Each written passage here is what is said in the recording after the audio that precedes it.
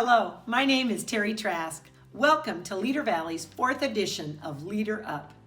In these quick but informative videos, we will be providing a leadership learning nugget from Dr.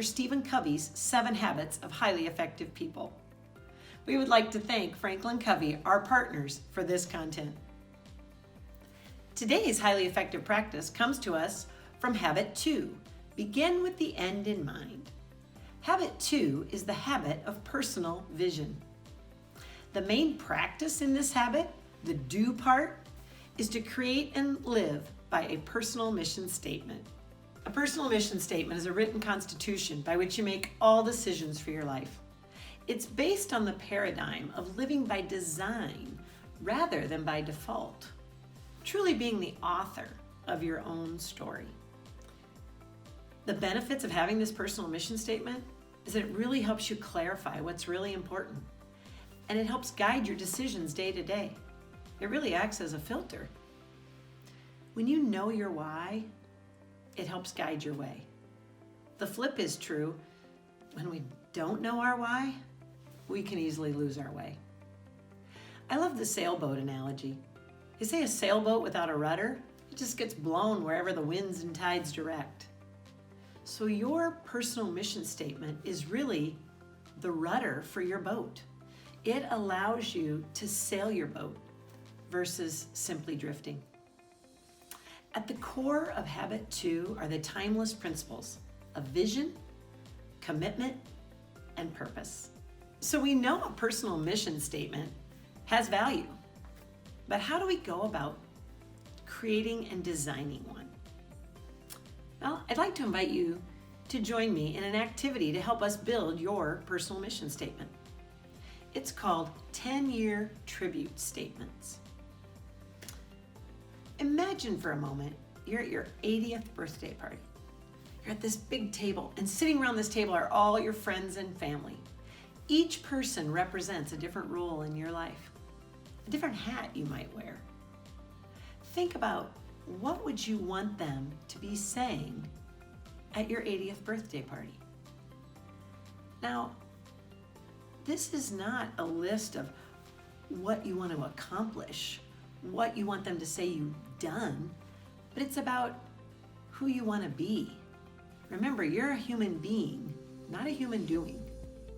So thinking about those people at that table and remembering that the lives that you touch and the impact you make, that's the story that will be told about you tomorrow. That's your legacy. So begin with the end in mind and ask yourself this question: how do you want to be remembered? To help us answer that question, let's give the 10-year tribute statement activity a try. Grab a blank piece of paper and go ahead and put 4 columns on it, just like this. We'll fill these out one at a time for this activity. In that first column, I want you to think about who would be at your 80th birthday party table. What are the different roles in your life and the hats that you wear? On my personal list in that first column would be wife, mom, extended family member I lump together because I'm a daughter, I'm an aunt, a niece, cousin. My next category role would be friend. I'm also a community member, and as part of that, I'm a community member with our church. So I have community/church member. And then lastly, I have Leader Valley facilitator and coach. So I invite you now to fill out your first column and think about what are the roles and hats that you wear.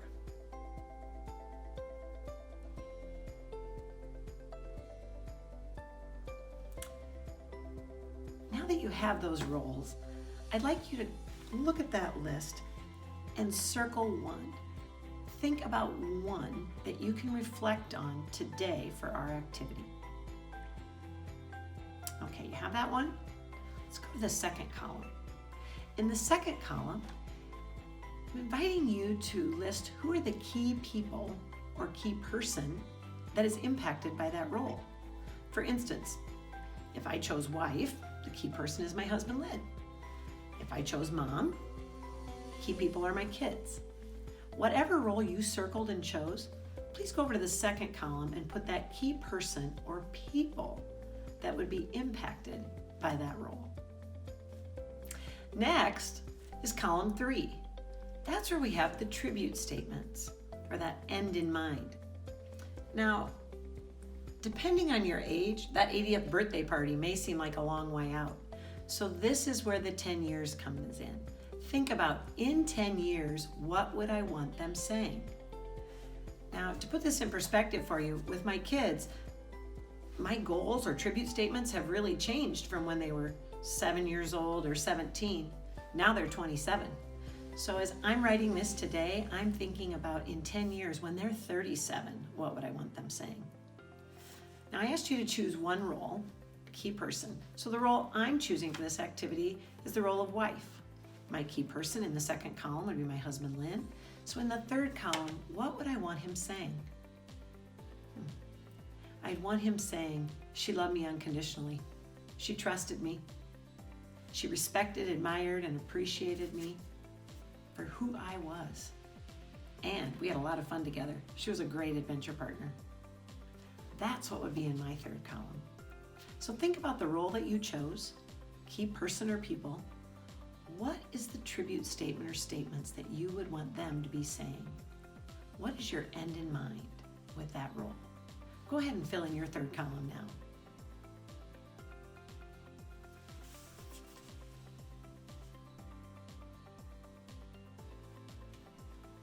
So let's move on to the last column. So if that is what I would want him to be saying, what would I be doing now, today, to make that a reality? Remember we said the personal mission statement is like a filter, helps guide our daily decisions? So daily, what would I be doing? Well, I'd be intentional about our time together, whether it's that 12-second hug or our eye time every day, it's date night, or maybe I'd be supporting his hobbies, my hobbies, and our hobbies. Remember the last time I was working on this, he was getting ready to go on a snowmobile trip, and he said, wow, you're being great about this. I said, well, I just worked on my mission statement. So sometimes our adventures are together, sometimes they're apart. But I want him to know that I support him unconditionally. So look at your fourth column. What was your tribute statement based on your role and your key people? And what would you be doing in order to make that a reality? Take a moment to complete that.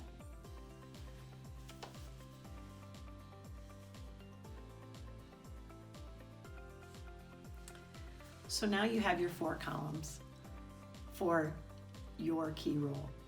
I encourage you later to go back and fill those out for all of your key roles.